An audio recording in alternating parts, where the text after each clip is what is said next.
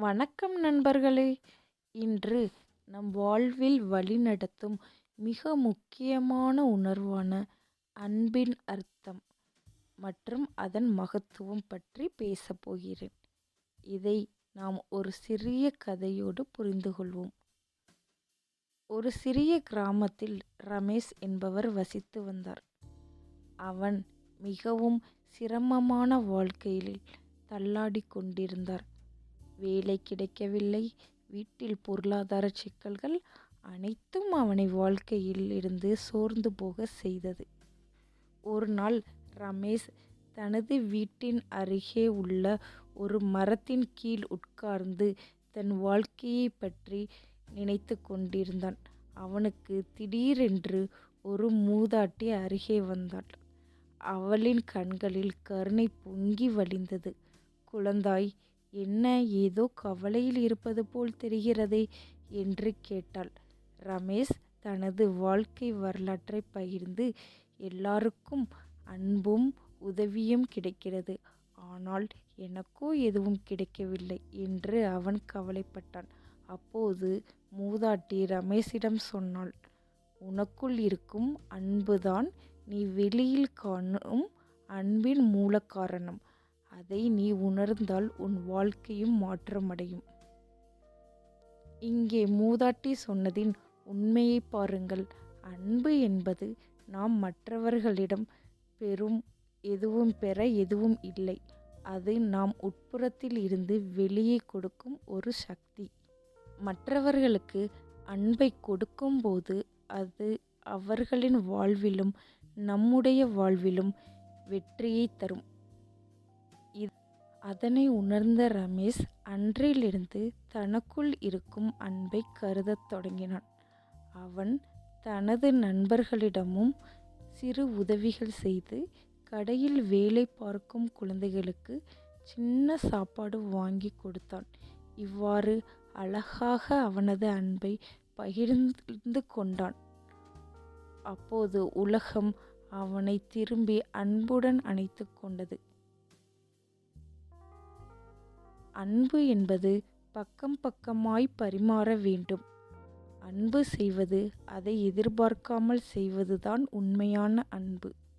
அன்பு மகத்துவமானது. அதில் மனிதர்களை கற்றுக் கொடுக்கும் பல பாடங்கள் உள்ளன. நண்பர்களே, இதை நம் வாழ்க்கையில் பயன்படுத்தி கொண்டு அன்பை வழங்குவதில் இனிமையையும் மகிழ்ச்சியையும் காணலாம்.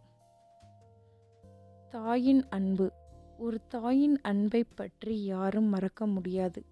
உங்களுக்கு ஒரு குழந்தையின் வாழ்க்கையில் தாயின் பங்கு எவ்வளவு முக்கியம் என்பதை சொல்ல ஒரு சிறிய கதை. பச்சிளம் குழந்தையாக இருந்தபோது சித்ரா என்ற பெண்ணின் தாய் அவளை தினமும் பள்ளிக்கு அனுப்புவதை ஒரு பழக்கமாக கொண்டிருந்தாள். அந்த பாதையில் நிறைய மரங்கள், காட்டு கிளைகள், இலைகள் எல்லாம் இருப்பதால் சிறிய விஷயங்களுக்கு கூட அவளுக்கு பயமாக இருந்தது. ஆனால் எப்போதுமே தாயின் கையை பிடித்தபடி செல்லும் போது அவள் மனதில் ஒரு நிம்மதியும் பாதுகாப்பும் இருந்தது. தாயின் அன்பு அவளுக்கு தனக்கான ஒரு கவசமாகவே இருந்தது. அதுவே அன்பின் மிகவும் முக்கியமான பாதுகாப்பு அம்சம். அடுத்து, நம்முடைய நண்பர்கள் அன்பின் ஒரு பரிமாணம். அன்பான நட்பில் பிரதிபலிக்கிறது. நண்பனின் அன்பு பலத்த உறவுகளை கட்டியமைக்கிறது. நீங்கள் நம்முடைய நண்பர் சரவணன் மற்றும் குமார் குறித்து ஒரு கதையை கேள்விப்பட்டால் இதை நன்றாக புரிந்து கொள்ளலாம். சரவணன் சின்ன வயதிலிருந்தே உற்சாகமானவனாக இருந்தான். ஆனால் குமாரோ எப்போதும் அமைதியாகவும் கொஞ்சம் சின்ன கவலைகளால் சோர்ந்து போகும் குணமுள்ளவனாக இருந்தான். சரவணன் எப்போதும் குமாருக்கு ஊக்கம் கொடுத்து அவனை வளர்த்தது அவனது உண்மையான அன்பு. "நான் உன்னை காக்கவில்லை என்றால் யார் காக்கப் போகிறார்கள்?" என்று சரவணன் சொல்லும் போதெல்லாம் குமார் உயிர்ப்புடனும் உற்சாகத்துடனும் நம்பிக்கையாக இருந்தான். நம் குடும்ப உறவுகளில் உள்ள அன்பு ஒருவிதமான வேர்களைப் போல. இதற்கொரு சிறிய உதாரணம் என்னவென்றால் பெரியவர்கள் நமக்கு கொடுக்கும் அறிவுரைகள். தாத்தா பாட்டி போன்ற உறவுகள் நம்மை அன்புடன் வழி நடத்துவதை மறந்துவிட முடியாது. ஒரு முறை விக்னேஷ் என்ற சிறுவன் பள்ளியில் தனது தேர்வில் தோல்வியடைந்து விட்டு மிகவும் சோகமாக இருந்தான். அவனுடைய தாத்தா அவனுக்கு, விழுந்தால் திரும்ப எழுந்து நிலைத்து நிற்க வேண்டும், உன்னுடைய முயற்சி எப்போதும் பலம் கொடுக்கும் என்ற அழகான வார்த்தையை சொல்லி எப்படியெல்லாம் வாழ்க்கையில் முன்னேறுவது என்பதை உவமையுடன் விளக்கி சொன்னார்.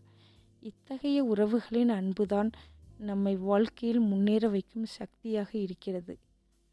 அன்பை அள்ளி கொடுங்கள். அன்பு தந்தால் குறையாது, மாறாக அது பல மடங்கு பெருகும். மகிழ்ச்சியை பகிருங்கள்.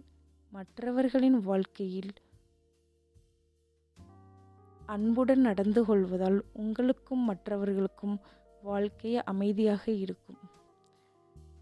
நன்றி சொல்லுங்கள். பெற்றோர், நண்பர்கள், உறவுகள் வாழ்க்கையில் யார் மீது அன்பு செலுத்துகிறார்களோ அவர்களுக்கு நன்றி தெரிவிக்கவும். நண்பர்களே, உங்களுக்கு இந்த வீடியோ பிடித்திருந்தால் அதை ஷேர் செய்யுங்கள். அன்பின் செய்தியை எல்லாருக்கும் எடுத்துச் சொல்லுங்கள்.